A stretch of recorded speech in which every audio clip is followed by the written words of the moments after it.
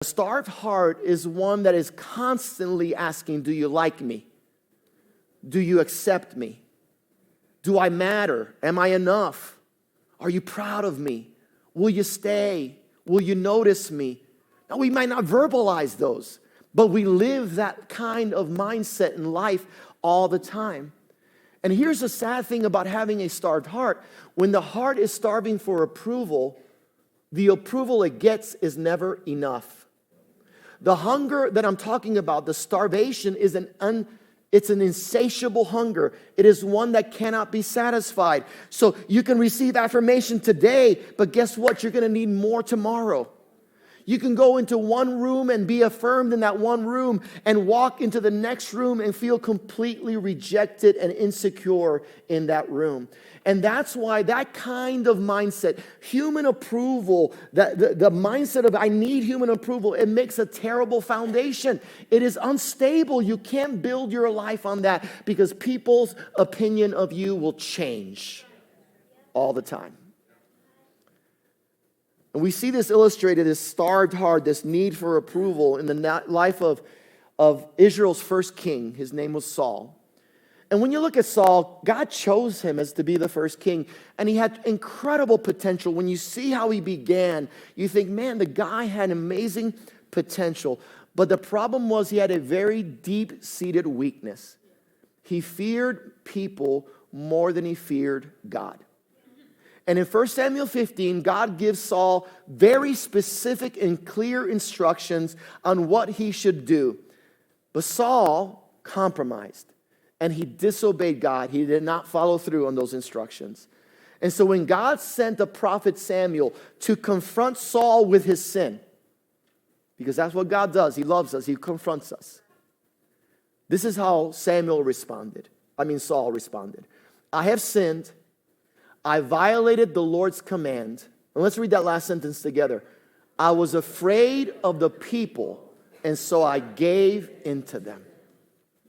What a dangerous sentence to speak. I was afraid of the people, so I gave in to them. The message says that I cared more about pleasing the people. I let them tell me what to do. And how many decisions are made almost on a daily basis from that place? I knew what was right, but I wanted to be liked. I know what God says, but I don't want to disappoint them. I know I should speak up, but I want to fit in. I should say no, but if I say no, they might leave me. I should obey God, but I want people to approve of me. And see, a starved heart will trade obedience for acceptance every time. Every time. Because if we elevate people's opinion above God's, we are going to do what people want, like Saul, rather than what God wants. And obedience will be canceled out in our lives on a daily basis.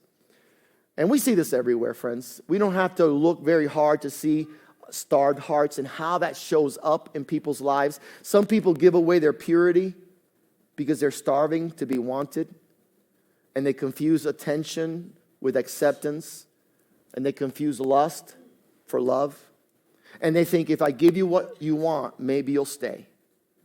Other people show it in their image.